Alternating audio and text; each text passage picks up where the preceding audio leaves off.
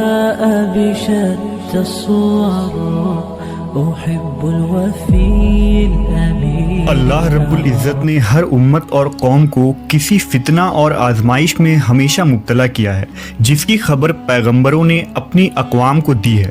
امت محمدیہ کے لیے ایک بڑی آزمائش وحشی اور درندہ صفت قوم کے خروج کی شکل میں لکھ دی گئی ہے، جس کے وقوع پذیر ہونے میں کوئی شک نہیں۔ آخری نبی محمد صلی اللہ علیہ وسلم نے احادیث مبارکہ میں اس فتنے کی خبر نہایت ہی وضاحت کے ساتھ دی ہے۔ اس وحشی قوم کا نام یاجوج ماجوج ہے۔ یہ وہ قوم ہے جس کی پیشن گوئی نہ صرف نبی صلی اللہ علیہ وسلم نے کی، بلکہ توریت و انجیل میں بھی اس قوم کا ذکر ملتا ہے، جسے گوگ اینڈ میگوگ کہا گیا ہے۔ دراصل یاجوج ماجوج حضرت نوح علیہ السلام کے تیسرے بیٹے یافس کی اولاد میں سے ہیں۔ یہ لوگ شمالی مشرقی ایشیا میں زندگی بسر کیا کرتے تھے اور اپنے ارد گرد کے علاقوں پر ہمیشہ وحشیانہ حملہ کیا کرتے تھے۔ ان کی آبادی چین سے مغرب میں ترکستان تک پھیلی ہوئی تھی۔ روایتوں میں آتا ہے کہ یاجوج ماجوج بنی آدم میں سے ہیں، اور اگر انہیں پوری دنیا میں چھوڑ دیا جائے تو تباہی مچا دیں گے اور لوگوں کی معیشت تباہ کر ڈالیں گے۔ ان میں سے ہر کوئی آدمی اس وقت تک نہیں مرتا جب تک اپنی 1000 یا اس سے زیادہ اولاد نہ دیکھ لے۔ ان کے چہرے تہ بتہ ڈھال کی طرح ہیں۔ یہ لوگ لمبے قد کاٹ کے ہیں جو صنوبر کے درخت کے مانند ہے۔ ان میں سب سے لمبا شخص 3 بالش تک کا ہوتا ہے۔ یہ جس جاندار کے پاس سے گزرتے ہیں انہیں کھا جاتے ہیں۔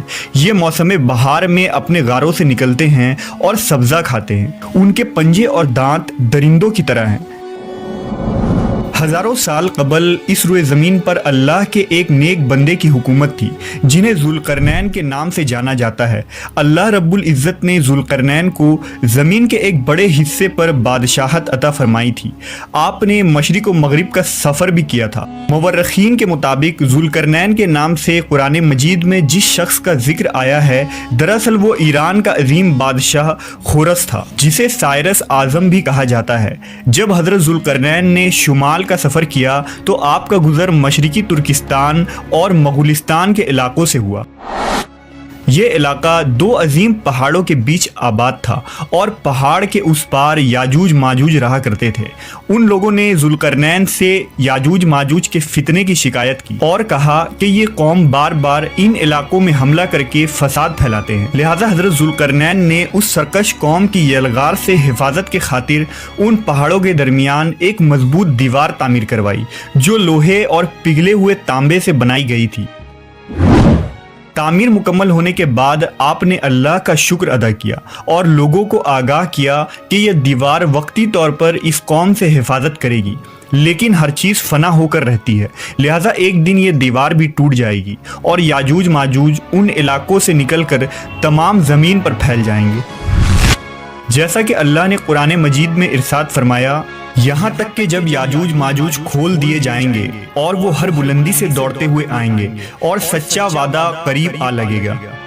حضرت ابو ہریرہ سے روایت ہے کہ رسول اللہ صلی اللہ علیہ وسلم نے فرمایا، پھر وہ دیوار توڑ کر لوگوں پر نکل آئیں گے، سارا پانی پی جائیں گے، لوگ قلعہ بند ہو جائیں گے، وہ ہر ٹیلے سے بھاگتے ہوئے آئیں گے، ان کے اگلے افراد بحر تبریہ سے گزریں گے تو اس کا سارا پانی پی جائیں گے، اور ان کے آخری افراد وہاں سے گزریں گے تو کہیں گے کہ کبھی یہاں پانی ہوا کرتا تھا، اور حضرت عیسیٰ علیہ السلام اور ان کے ساتھی محصور ہو جائیں گے، یہاں تک کہ بیل کا سر تمہارے موجود 100 دیناروں سے بھی زیادہ قیمتی ہوگا۔ وہ اپنے تیر آسمان کی طرف پھینکیں گے، جنہیں اللہ خون لگا کر نیچے پھینکے گا، تو وہ کہیں گے ہم نے آسمان والوں پر بھی غلبہ پا لیا ہے، جس طرح ہم اہل زمین پر غالب ہیں۔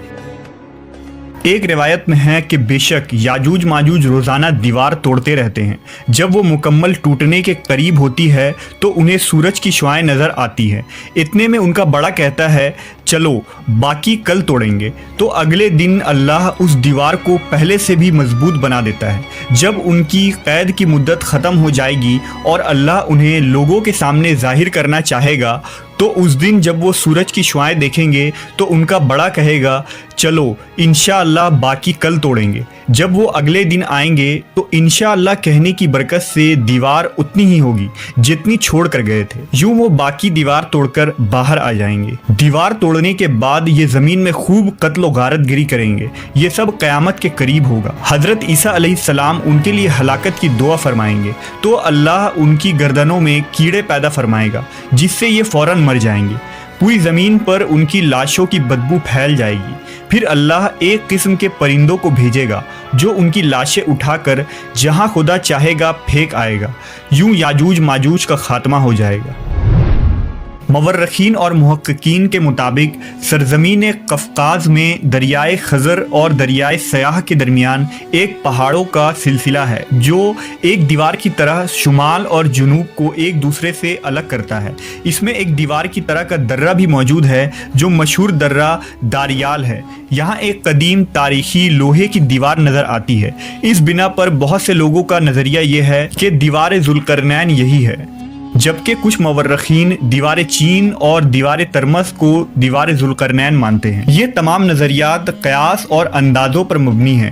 دیوار ذوالقرنین کہاں بنائی گئی ہے اور کہاں واقع ہے اس کا علم صرف اللہ تبارک و تعالیٰ کو ہی ہے، اور وقت مقررہ پر اس دیوار کو یاجوج ماجوج توڑ کر نکل جائے